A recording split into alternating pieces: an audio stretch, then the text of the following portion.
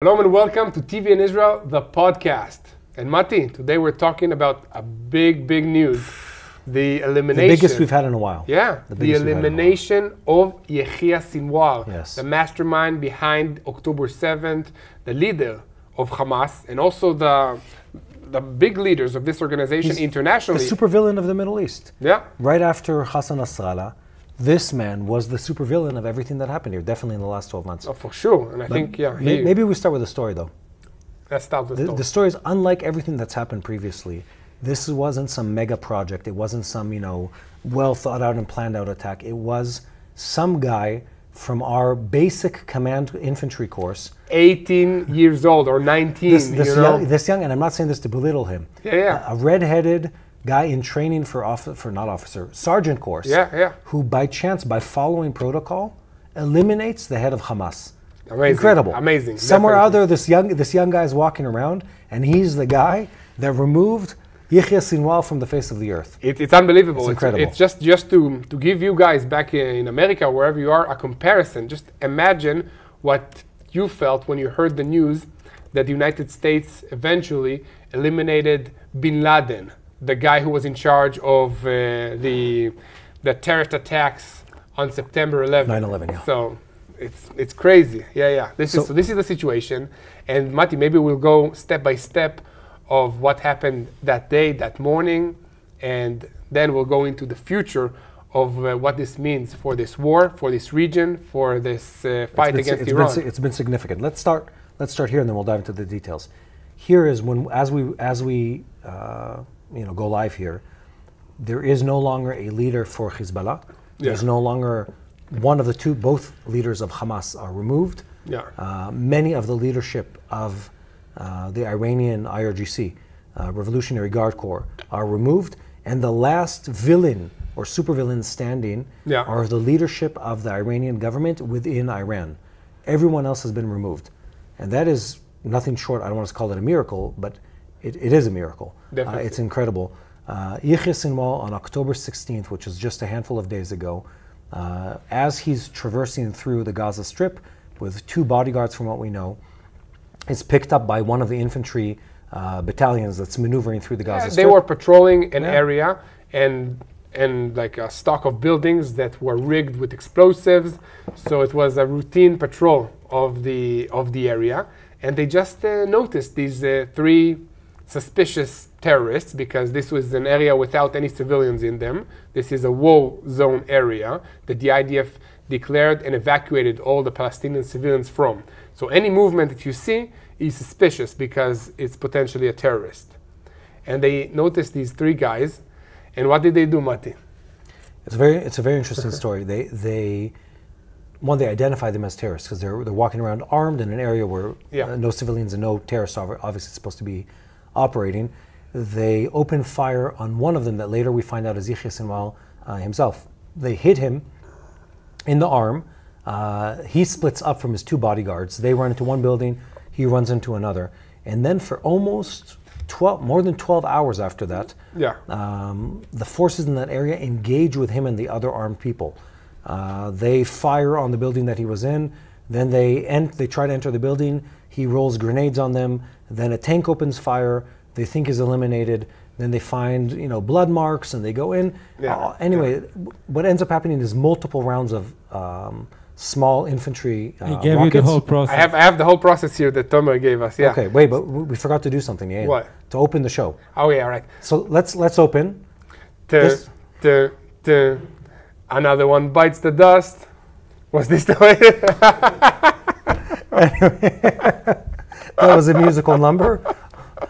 Hope you don't get flagged by copyright claims on my impression. If you want to book Yair for a musical appearance, please contact his agent. I'm Shoshani. This is the one and only Yair Pinto. And today on the TBN Israel podcast, which still has to be named if you have ideas.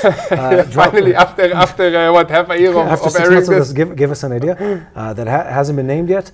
Today we're talking the removal of the last supervillain of the Israel's enemies.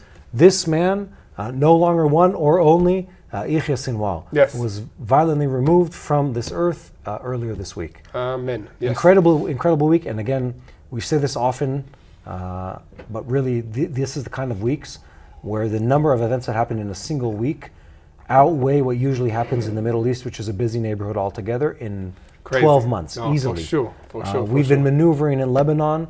We removed Yahya Sinwar. We had quite violent altercations in the southern part of the Gaza Strip and in Lebanon. We had incidents with UNIFIL, the UN Observer Force. We had international pressure. It's everything, all the best of happening in 1 week in this part of the world. Definitely. But let's go back to Yahya Sinwar. Well, before you dive into that, guys, if you want to see all the events and all the articles and dive into the stories of a day-to-day, what happened in Israel, in the Middle East, subscribe to TBN Israel on YouTube. Visit our website at tbnisrael.com. And soon you can also watch us, actually this evening, on TBN Network at large. We're launching Boots on the Ground, Mati. Congratulations, Yair. 1 year after we started all these reports on YouTube, we got our own TV show. Pretty cool. About time. Yeah. It's not the first, but it's for, it's our first on this war. The first for this war, yes. Yes. So let's go back to Yahya Sinwar.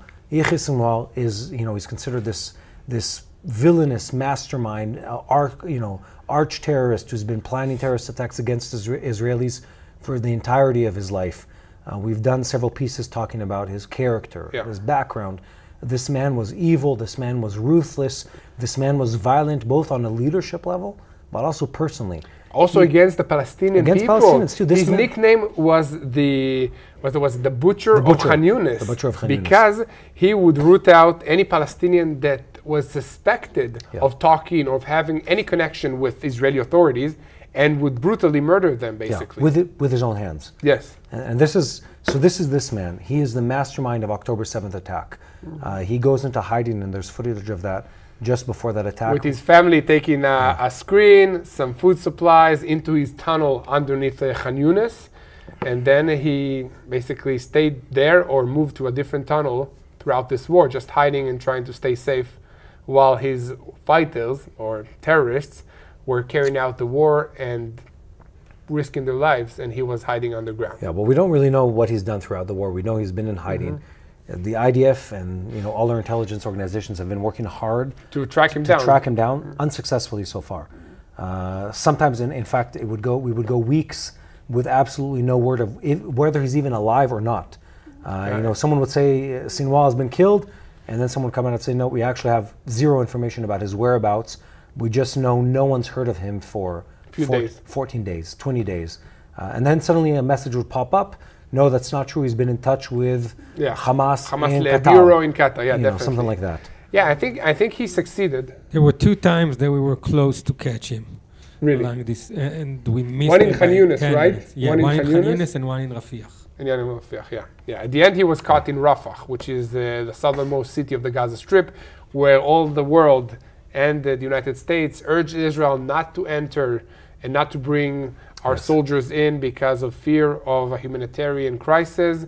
At the end, the IDF was able to evacuate all the population, civilian population, from that area and capture that part of Gaza. And we've seen that in that part, Hamas held the hostages, at least some of them, and Yahya Sinwar was hiding there, at least for that part of time, for I think half of the this war. hostages part of the thing is the very interesting one, because in our collective mindset, at least in mine, every time we were discussing Sinwar or talking about him, we all imagined him surrounded by the innocent.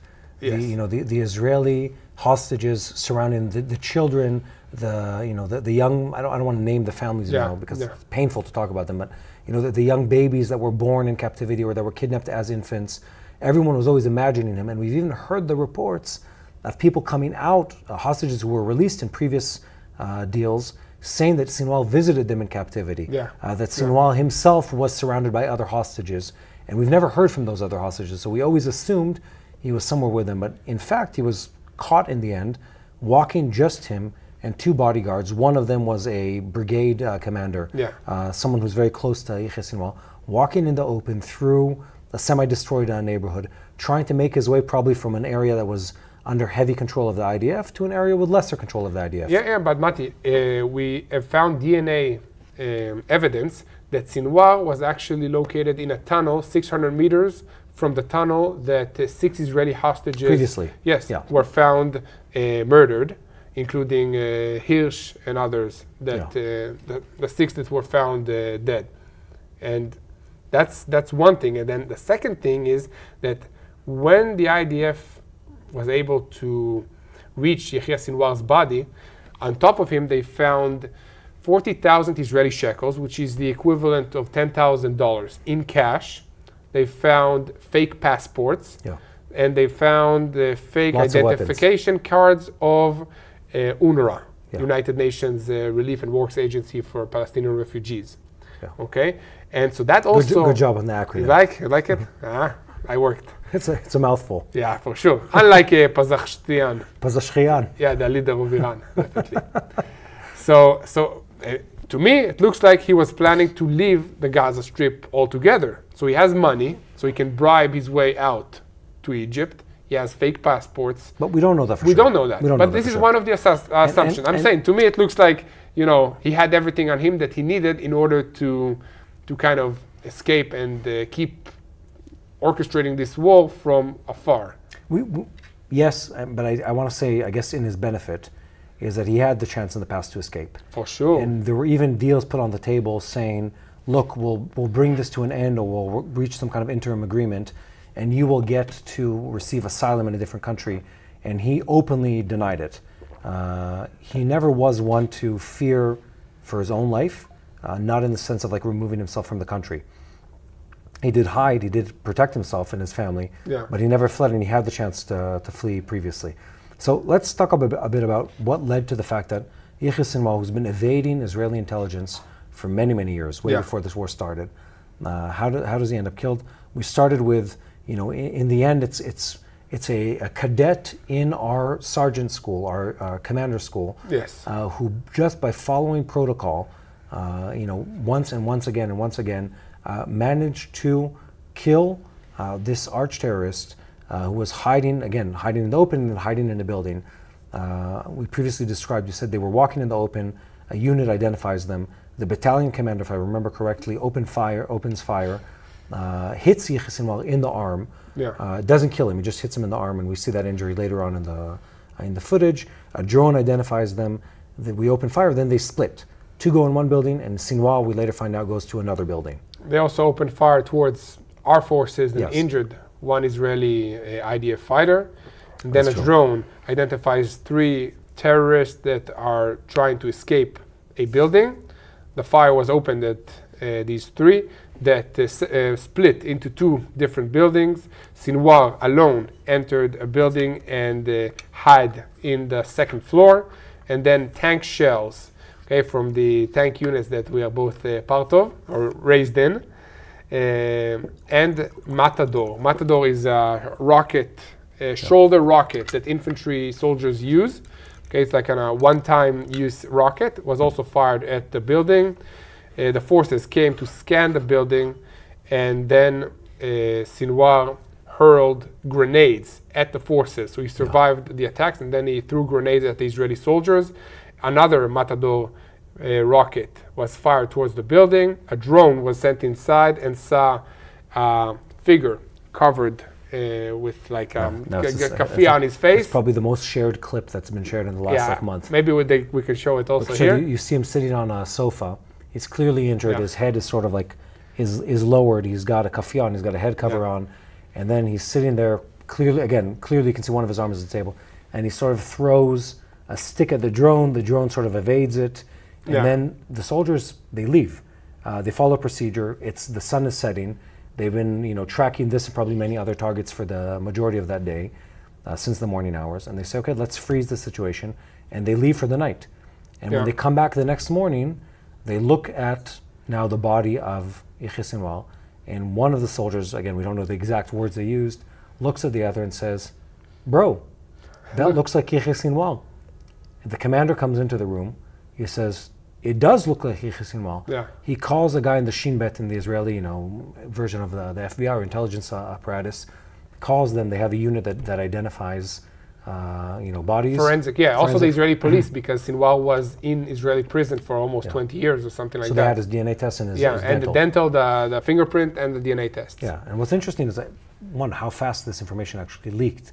We were, what day was it? Was it Wednesday? It was the one day before the eve of Rosh Hashanah. Tuesday. It was Tuesday. Tuesday, I remember we were on... Sukkot, just before Sukkot. We were getting ready to do a live, whatever we were getting ready to do, and the news starts coming in. And almost immediately these images were out. And it's so powerful because there was no question in anyone's head whether or not it was Yahya Sinwar. Yeah, it looks like him, exactly, unless he has a clone. You see, I don't want to be rude, he didn't have the best teeth. So you can see the images of his public appearances. You see the teeth. Yeah, one teeth like broken there. And then you see the body of Yahya Sinwar. Clearly, it's the same teeth, unless there's an absolute identical clone. Yeah. And the face structure and everything. It looks the same. And then the IDF, of course, wouldn't release a final confirmation because they wanted to do a DNA test and a little more work. Yeah, on dental tests, DNA tests, and fingerprint test to compare that it's really him. And then we hear the news that, and it is good news. I know we're not supposed to rejoice over the falling of our enemies. And as a person, of course, it's negative that he is dead.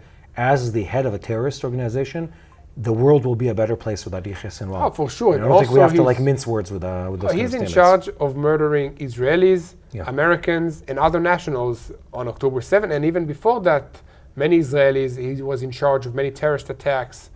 And the world is definitely a better place without him. And his elimination was one of the major objectives of the IDF in this war and in invading Gaza. It was destroying Hamas militarily. So in order to destroy Hamas, you need to destroy the military leader. And he was basically the founder of the Izzadin al-Qassam brigades. Yeah. And he was in charge of the military wing of Hamas throughout this whole conflict. Then he was also in charge of the political bureau of Hamas after Ismail Haniyeh was assassinated. So basically they ran out of leaders, and he was the big leader of everything, the political, the military, and the actual man in charge of all of this terrorist attacks in the past year. Look, he's a very strong leader. And we shouldn't take his legacy lightly in the negative sense. Yeah. He was a violent man who was willing to do almost everything to promote a diabolical plan. Yep. One day someone will teach me if you say diabolic or diabolical. For now, we'll go with diabolical. One day I'll learn, Anyway, so Yahya Sinwar is no longer with us. He's found dead, and the sense in Israel, this incredible sense of relief. One, it's a big win, a really big win for the people of Israel. Two, this man is the reason that he is the one who pushed the red button, literally speaking, or figuratively speaking, I guess in this case, to attack on October 7th. He's the one he's the mastermind behind it. He is the one who trained up Hamas to where it is today. This really is, this wouldn't have happened without him, definitely not in the same way that it did.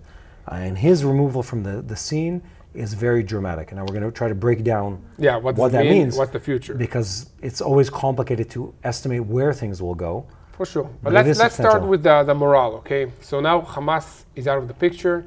All these terror leaders, the leaders of these sporadic terrorist cells, the gangs that control Gaza, now do not have centralized leader to look up to or to fear.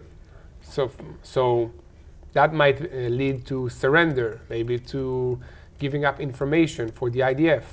We hope that the people that hold the hostages will now be willing to negotiate or to give up the whereabouts of the hostages in exchange for amnesty or promise from the Israeli government that the Prime Minister of Israel already said that whoever lays down his arms and give up the hostages will spare his life. And if you do not, then you will suffer the same consequence as Yahya Sinwar. So it's a tricky situation. Yeah. Tricky in the sense that the Gaza Strip has been disorganized for a while.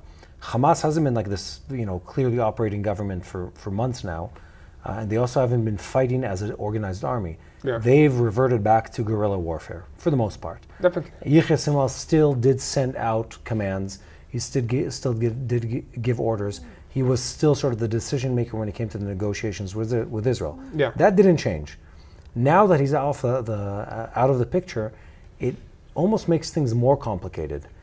On the you think? Really? I'll explain why I'm saying that. Because you don't have any one party to negotiate with right now.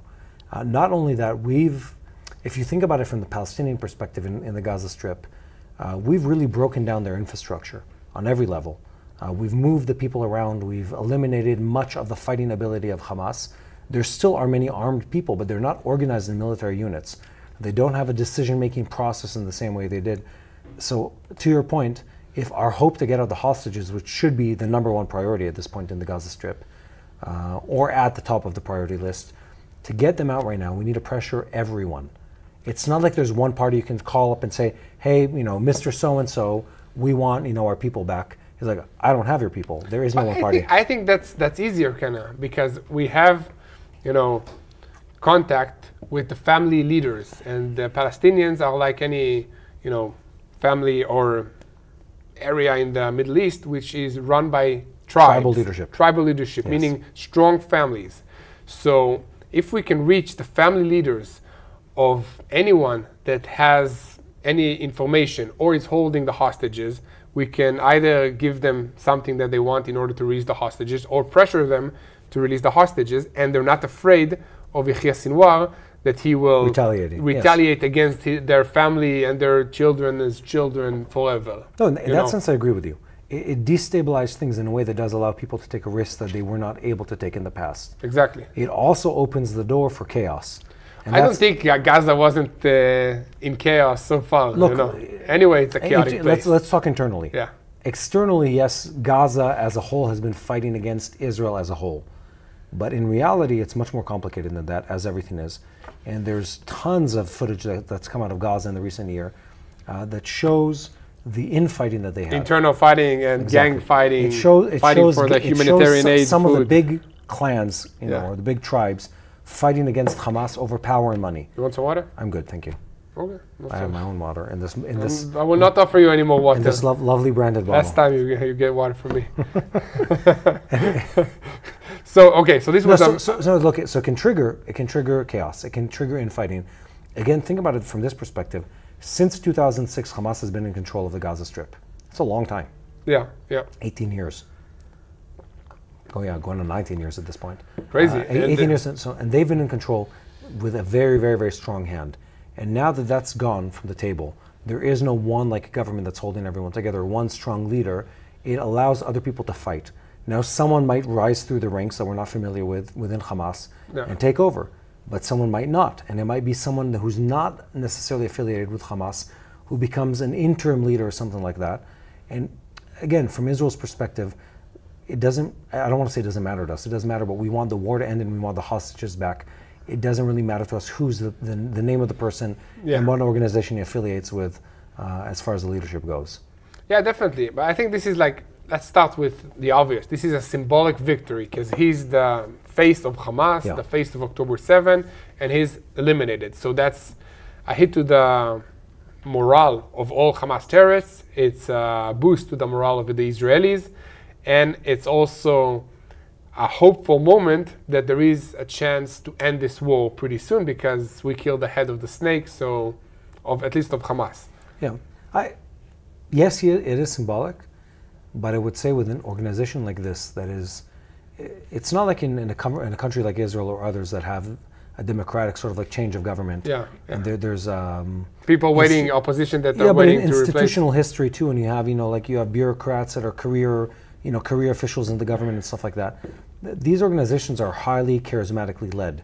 In other words, they're dependent on a very strong leader to hold everyone together, to put fear in the hearts of other people, to prevent them from sort of going their own way, and to blaze the path for everyone else. And now that he's gone, on a morale level that's substantial, on a negotiation level that's substantial, on a leadership level for Hamas, both their political and their military leader have both been removed in the last year, and no one has taken their place. Now, again, they'll fill those seats with someone else, but it's meaningful. I'd say something else is meaningful.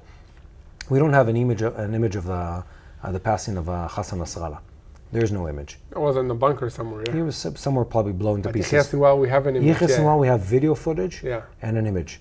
And the images are powerful because you see Yahya Sinwar as a symbol, as you say, sitting on a sofa. He's weakened. He's covered in blankets because he was cold, through the night.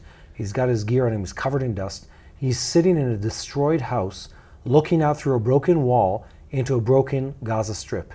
And he's looking out again into this expanse of the destruction that his deeds brought to the Gaza people and to the Gaza land strip. And he sits there taking his last breaths, knowing that he was, and I think this is what's even crazier, that he was taken out by soldiers who are new to the Israeli army, just following procedure, bit by bit, removed him without taking any harm on their end.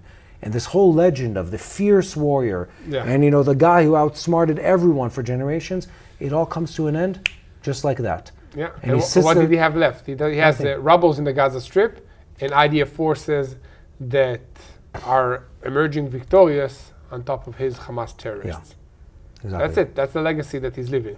Yeah. And he, I'm just thinking of his last moments. He's sitting there. He thought he had outsmarted everyone. Gaza's mostly, I don't want to say mostly destroyed.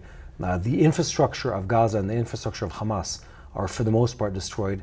Everything he worked towards, he did deal Israel a big blow, but he dies alone.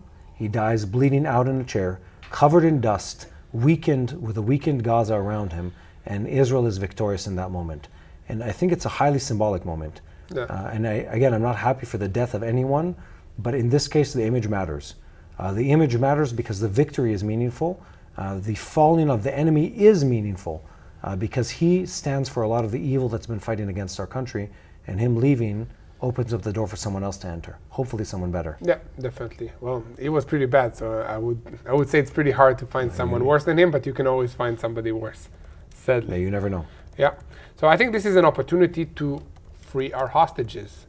And now in Israel, we have a lot of protests, and the pressure is on the government to now reach a deal to release the hostages.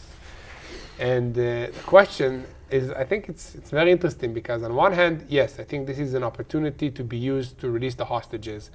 But on the other hand, who are you communicating with? Yeah. So I think that what's happening now, okay, so on the one side is that the IDF is increasing the pressure and implementing additional pressure to try and find the hostages. And we see images coming out of the Gaza Strip of more and more Hamas affiliates and members that are giving up, that are surrendering to IDF troops. So there is an effect on the ground already that Yahya Sinwar's death is now causing people to give up and to say, okay, I had enough. I'd rather be a prisoner within Israel. And then on the other side, I think that the time now is on the international community, on Qatar, on Egypt, on the United States, to imply pressure from within on whoever is leading Hamas to reach some kind of deal that will end this conflict. And I think it's not so far-fetched. I mean, also in the eyes of the Iranians and the eyes of Hamas.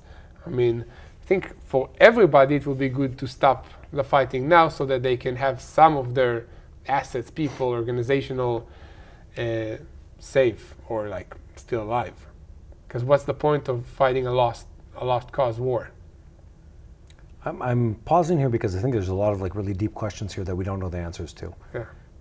Israel has been for the last, let's say 5-6 weeks on a very strong offensive.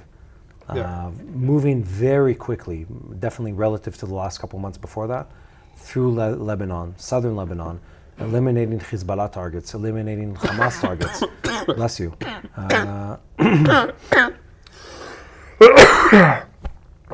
Eliminating targets to the Gaza Strip. I understand why I didn't want to drink the water. Yeah, I have my own water, thank you.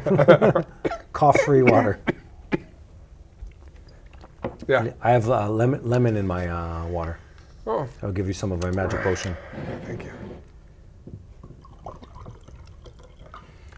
Anyway, so, I'm looking at like everything that Israel's been doing.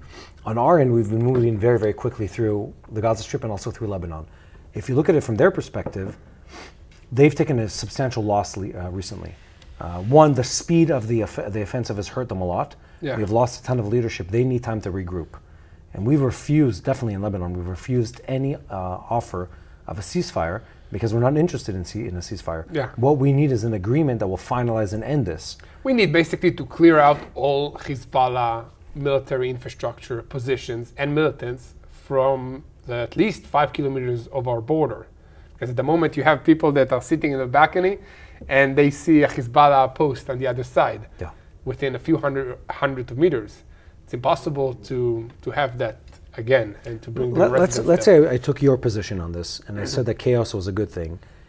One could argue, and I guess I would in this case, that the fact that Hezbollah is destabilized to this degree and their leadership is removed, and the fact that Hamas, bless you again, the fact that Hamas is destabilized and their leadership is removed, it actually allows other people to make a decision they couldn't afford to make previously. And we could see the signs of that in Lebanon, where you see the current prime minister, the interim prime minister of Lebanon, and others in the government speak against Hezbollah and Iran, something they previously wouldn't dare to do because of the fear of their retaliation. For sure. And yes. I haven't seen the same in the Gaza Strip, but I would imagine the same is present on the ground, where people are, again, we're always hearing these voices of, people who are quoted as saying, Sinwar like, destroyed we don't everything. Want Hamas anymore. That's not the same as like an official leader coming out and saying, officially, we call for you to turn back what you've done here, we want something else. But I expect that to come. And that allows the kind of brave decisions you need to make an agreement. It allows the kind of brave leadership and decision making you would need in the Gaza Strip to hand over the dozens of hostages that they still hold in exchange for whatever they get in return. Some of their terrorists back, the bodies of their terrorists back, etc. Same for Lebanon. It would allow what's left of Hezbollah leadership, be it in Lebanon, Syria, wherever they're hiding right now, to reach an agreement where they say, look, we'll pull back our forces, which they've already pulled back. They fled. But they'll just not bring them back to the border. They'll just say, okay, we're going to keep a safe distance from the border with Israel, whatever it is, 5 kilometers, 8 kilometers, 3 miles, 5 miles, if you speak in American freedom units. Whatever the number is.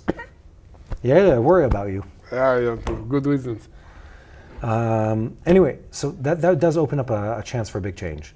And I think that's the first time in a very long time that we have an opportunity, that we have that kind for of a hope opportunity. For a future, like something practical that we can see that we can work with. But the question is I hope that the international community will finally be on our side here and help us make these diplomatic moves and pressure the right people in order to end this war.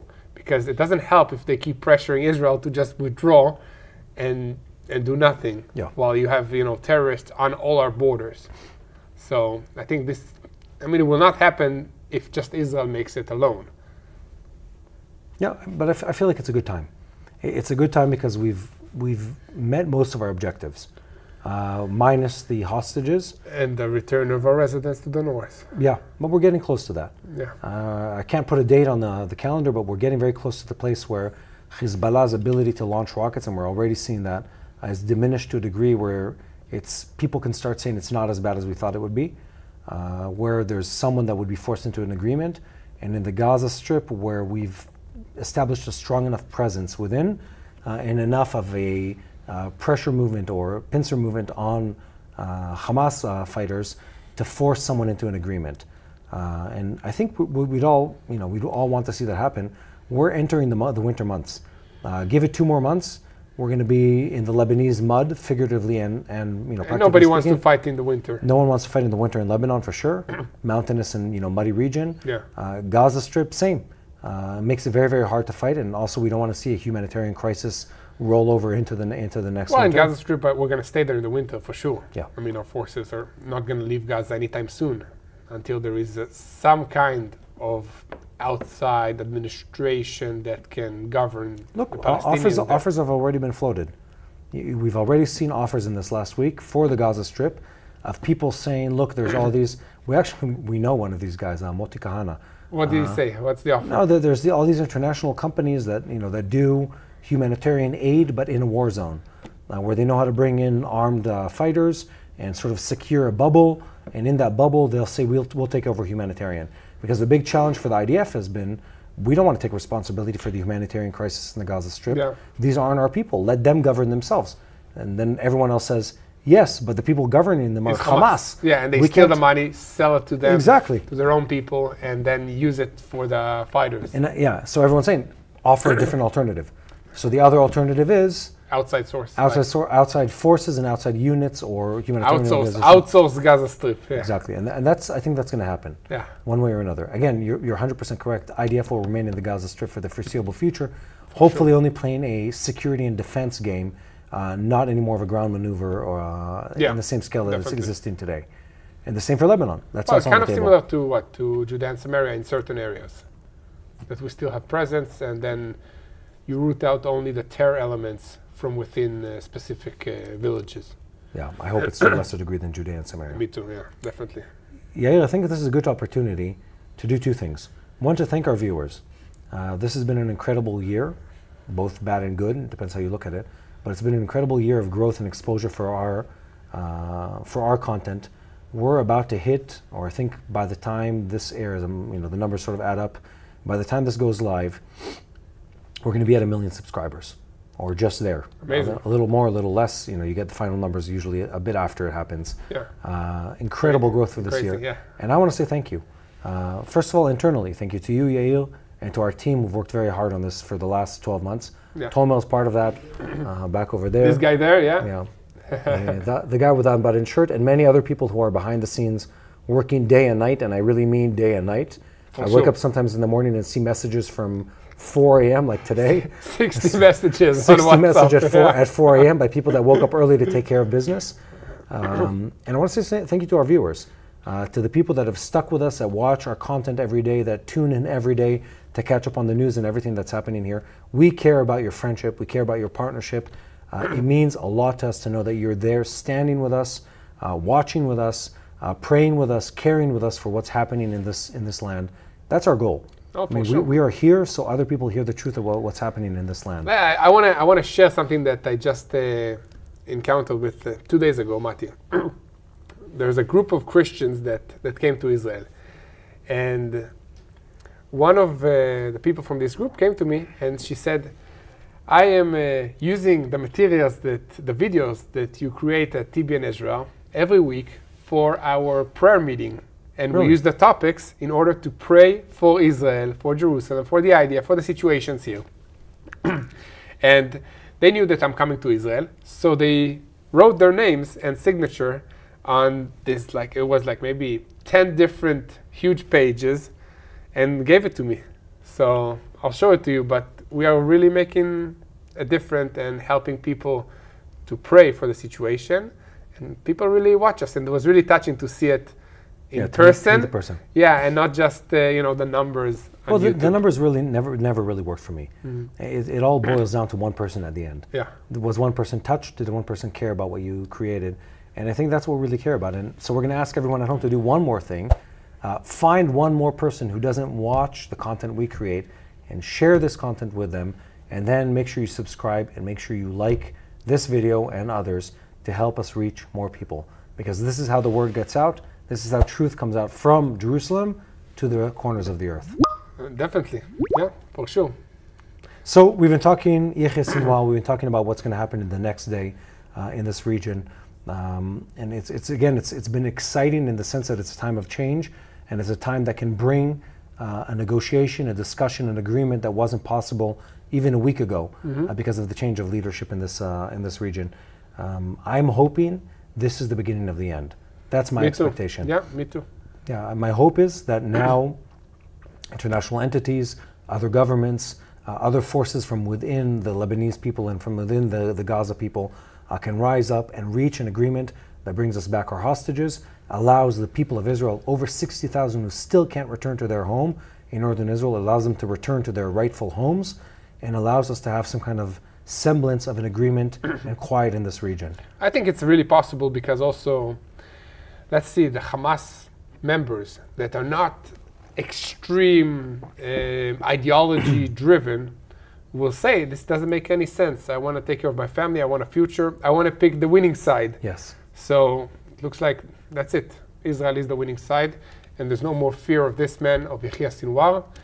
So the future looks optimistic. I think it's nice that we see a potential end to this war finally after so many months of not knowing what will be the next step and how long this will drag out. Yeah, and I want to say one more thing on the emotional side.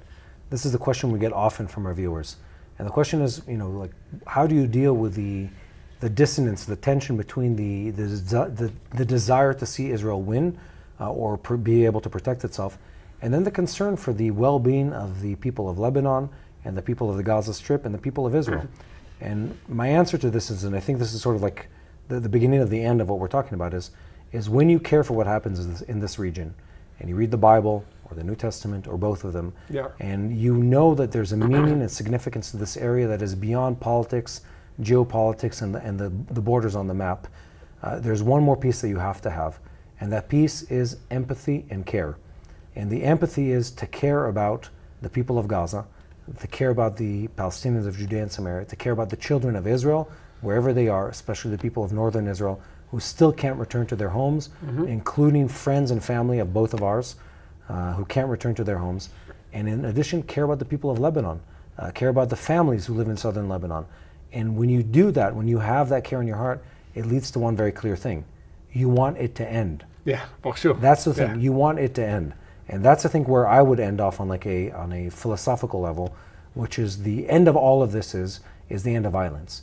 And the end of violence comes through dismantling Hezbollah in Lebanon, dismantling Hamas in Gaza, and forcing an agreement on those terrorist organizations that allows the people in those countries to return to some kind of semblance of regular life. And putting a leash on the Islamic Republic of Iran. Yes. That should and must be something that the international community get involved in, because Israel cannot be the only one standing up to the Islamic Republic of Iran, especially if they're so close to achieving nuclear weapons. That's a topic for a different program, definitely. Because that's been on the news a lot lately. Yeah, the possibility of Iran already doing nuclear testings. There have been rumors. Exactly. I don't know, but it's worth a podcast. Maybe next week we'll know more, but we're definitely going to be talking about it. Yeah, for sure. Anyway, so I think this is a good chance to sort of wrap things up.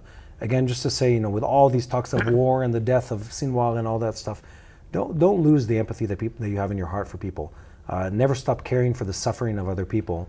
And the way to get to that in this part of the world is to make sure that Israel can protect itself, that Hamas is dismantled, and that Hezbollah is dismantled. Yeah. I want to say one more thing, and this is, I think, for you, is we're here because there are people that sponsor these shows and donate to these shows. And today we have a very, very special sponsor to the show. Yeah, definitely. Today we have this show sponsored by Divine Health. So Divine Health is creating these food supplements that, for me, are really good, because I just put a little bit of a powder that includes 10 different vegetables and good stuff that help you with mental clarity, that helps your digestion system, that helps your metabolism. And in the busy life of production, as you know, you don't have much time to really sit and eat and eat healthy. You're on the go, so lots of hamburgers and shawarma or hummus, what we like to eat here in Israel. So I think that this supplement, Divine Health, by Dr. Don Colbert, by the way, is a good solution that I've been using for the past few months. And I encourage all of you to check out their website and order a supplement, and it will help you improve your health, your mental clarity, your metabolism. And it's also good with keto, with the keto system.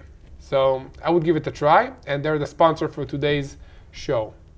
So I'll add to that and say that I, as viewers of this channel probably know, I'm a fan of science and a fan of all details, whatever. But I'll say that if there's anything that's clear about food science and health science in this day and age, is that preventative medicine is the best way to go. Yeah, for sure. Keeping your body healthy is the best way to heal it from being sick. So eating the right diet. If you're already sick, it's kind of too late. If you're eating sick, now it's already, you're dealing with the symptoms. Prevent the sickness.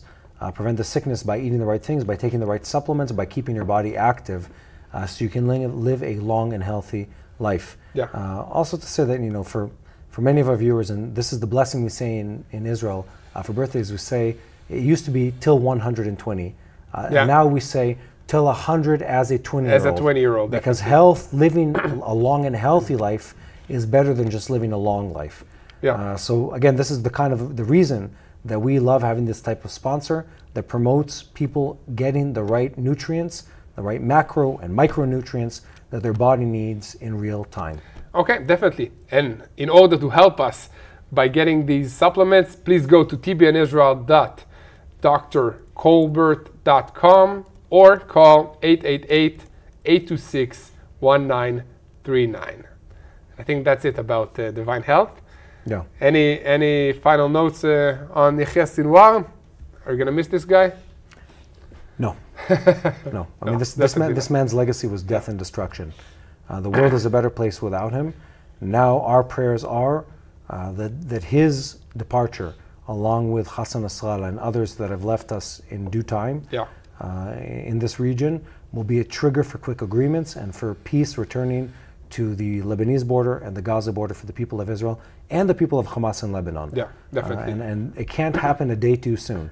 My hope is that within a short amount of time, the IDF soldiers can slowly start returning home, at least part of them, and that we can have some kind of semblance of peace in this region. Because there's been plenty of suffering, plenty of pain, and now it's time for people to move towards something more healthy, more sustainable long term. Amen, for sure. Well, thank you, Mati, for today. Thank you, Yair.